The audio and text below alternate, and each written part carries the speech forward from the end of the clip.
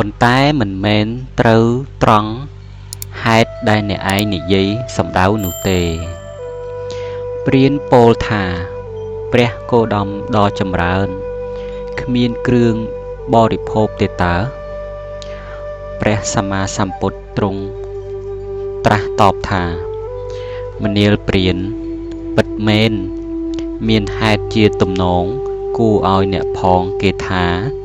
ព្រះសមណគោតមជាមនុស្សគ្មានគ្រឿងបរិភោគដែលគេថានោះត្រូវហើយមនាលព្រានពីព្រោះគ្រឿងបរិភោគគឺរូបសម្លេងក្លិនរសសម្ផស្សទាំងប៉ុន្មាននោះតថាគតបានលះស្រឡះហើយបានផ្ដាច់ផ្ដិលឫសគល់អស់ហើយបានធ្វើវត្ថុសម្រាប់កើតទៀតឲ្យអស់រលីងដូចជាដើមត្នោត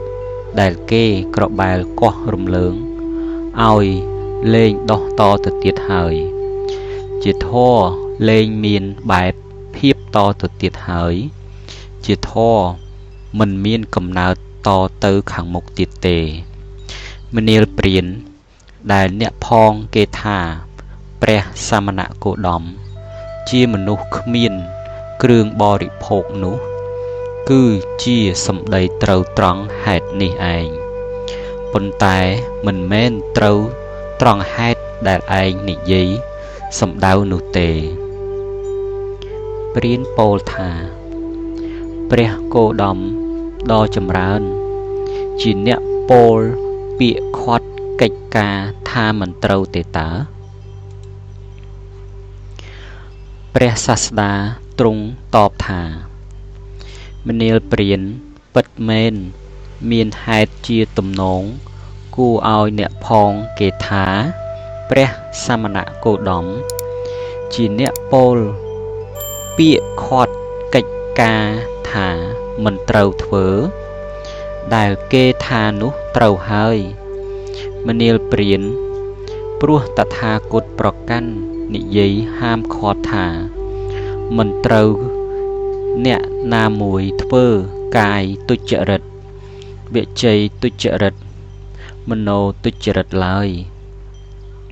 តថាគតតែងនិយាយហាមឃាត់ថា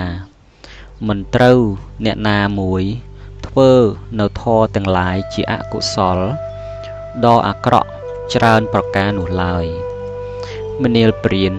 ដែលអ្នកផងគេថាព្រះសមណគោតមជាអ្នកពោលពាក្យខាត់កិច្ចការថាមិនត្រូវធ្វើនោះគឺជាសម្ដីត្រូវត្រង់ហេតុនេះឯងប៉ុន្តែមិនមែនត្រូវត្រង់ហេតុដែលអ្នកឯងនិយាយសំដៅនោះទេព្រានពោលថាព្រះគោតមដ៏ចម្រើនជាអ្នកពោលពាក្យកាត់ផ្ដាច់ផ្ដិលទេតើព្រះសាស្តាទ្រង់ត្រាស់តបថាមនាលព្រានពិតមែនមានហេតុជាទំនងគួរឲ្យអ្នកផងគេថាព្រះសមណគោតមជាអ្នកពោលពាក្យកាត់ផ្ដាច់ផ្ដិលដែលគេថានោះត្រូវហើយមនាលព្រានព្រោះតថាគតប្រកាន់និយាយថាឲ្យសត្វកាត់ផ្ដាច់ផ្ដិលនៅរាគៈទោសៈមោហៈតថាគតតែងនិយាយថាឲ្យសត្វកាត់ផ្ដាច់នៅធម៌ទាំងឡាយជាអកុសលដ៏អាក្រក់ច្រើនយ៉ាងនោះចេញមនាលព្រានដែលអ្នកផងគេថាព្រះសមណគោតមជាអ្នកពោលពាក្យផ្ដាច់ផ្ដិលនោះគឺត្រូវត្រង់ហេតុនេះឯងប៉ុន្តែមិនមែនត្រូវត្រង់ហេតុដែលអ្នកឯងនិយាយសំដៅនោះទេព្រានពោលថាព្រះគោតមដ៏ចម្រើនជាអ្នកខ្ពើមរអើមណាស់ទេតើព្រះសម្ពុទ្ធទ្រង់ត្រាស់ថាមនាលព្រានពិតមែនមានហេតុជាទំនងគួរឲ្យអ្នកផងគេថាព្រះសមណគោតមជាអ្នកខ្ពើមរអើមដែលគេថានោះត្រូវហើយមនាលព្រានព្រោះ តថាគតខ្ពើមសេចក្តីប្រព្រឹត្តអាក្រក់ដោយកាយវាចាចិត្តតថាគតខ្ពើមសេចក្តីប្រកបចិត្តផ្ដេកផ្ដិតទៅរកអកុសលធម៌ទាំងឡាយដ៏អាក្រក់ច្រើនប្រការនោះណាស់មនាលព្រានដែលអ្នកផងគេថាព្រះសមណគោតមជាអ្នកខ្ពើមរអើមនោះគឺត្រូវត្រង់ហេតុនេះឯងប៉ុន្តែមិនត្រូវត្រង់ហេតុដែលអ្នកឯងនិយាយសម្ដៅនោះទេព្រានពោលថាព្រះគោតមដ៏ចម្រើនជាអ្នកបំផ្លាញទេតាព្រះលោកកនេតជាម្ចាស់ទ្រង់ត្រាស់ថា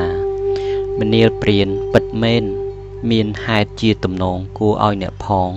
គេថាព្រះសមណគោតមជាអ្នកបំផ្លាញដែលគេថានោះត្រូវហើយមនាលព្រានព្រោះតថាគតសម្ដែងធម៌ចំពោះផ្លូវប្រតិបត្តិដែលបំផ្លាញបងនៅរាគៈទោសៈមោហៈតថាគតសម្ដែងធម៌ចំពោះផ្លូវប្រតិបត្តិដែលរំលាងបងនៅអកុសលធម៌ទាំងឡាយដ៏អាក្រក់ច្រើនប្រការ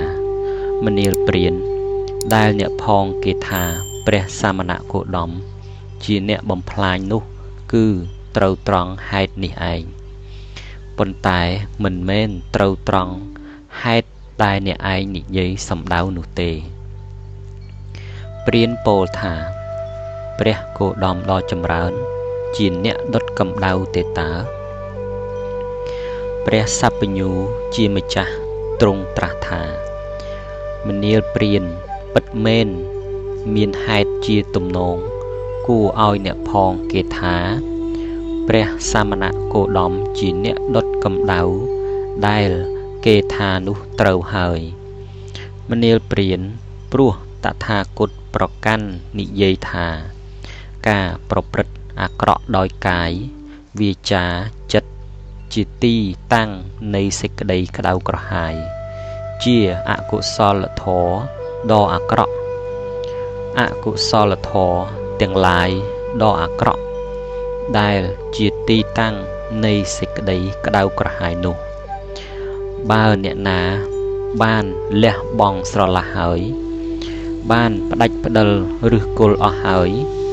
បានធ្វើវត្ថុសម្រាប់កើតទៀតឲ្យអស់រលីងដូចដើមត្នោតដែលគេក្របែលកោះរំលើងឲ្យលែងដោះតទៅទៀតហើយបានធ្វើឲ្យលែងមានបែបភាពតទៅទៀតហើយឲ្យជាធរលែងមានកំណើតតទៅទៀត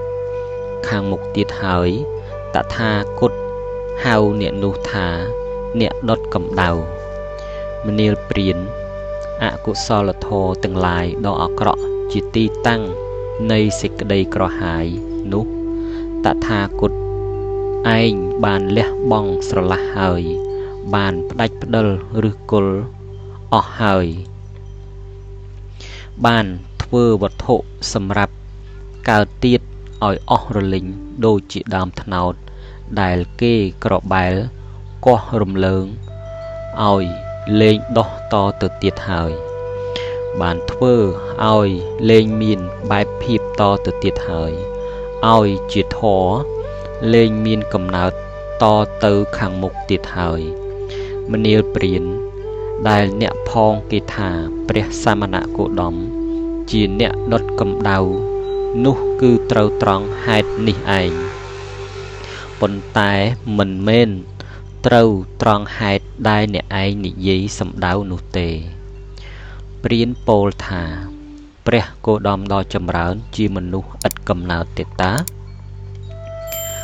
ព្រះដ៏មានជោគទ្រង់ត្រាស់ថាមនាលព្រានពិតមែនហើយមានហេតុជាទំនងគួរឲ្យអ្នកផងគេថាព្រះសមណគោតមជាមនុស្សឥតកំណើតដែលគេថានោះត្រូវហើយមនាលព្រានព្រោះ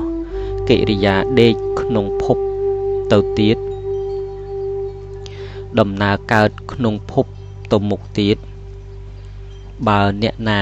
បានលះបង់ស្រឡះហើយ បានផ្ដាច់ផ្ដិលឬគល់អស់ហើយបានធ្វើវត្ថុសម្រាប់កើតទៀតឲ្យអស់រលីងដូចជាដើមត្នោតដែលគេក្របែលកោះរំលើងឲ្យលែងដុះតទៅទៀតហើយបានធ្វើឲ្យលែងមានបែបភាពតទៅទៀតហើយឲ្យជាធរលែងមានកំណើតតទៅមុខទៀតហើយតថាគតហៅអ្នកនោះថាអ្នកឥតកំណើតមនាលព្រានកិរិយាដេកក្នុងគរតទៅទៀតដំណើរកើតក្នុងភពទៅមុខទៀតនោះតថាគតឯងបានលះបង់ស្រឡះហើយបានផ្ដាច់ផ្ដិលឬគល់អស់ហើយបានធ្វើវត្ថុសម្រាប់កើតទៀតឲ្យអស់រលីងដូចជាដើមត្នោតដែលគេក្របែលកោះរំលើងឲ្យលែងដុះតទៅទៀតហើយបានធ្វើឲ្យលែងមានបែបភាពតទៅទៀតហើយឲ្យជាធរលែងមានកំណើតតទៅមុខទៀតហើយមនាលព្រានដែលអ្នកផងគេថាព្រះសាមណគោតមជាមនុស្សឥតកំណើតនោះគឺត្រូវត្រង់ហេតុនេះឯងប៉ុន្តែមិនមែនត្រូវត្រង់ហេតុដែលអ្នកឯងនិយាយសម្ដៅនោះទេ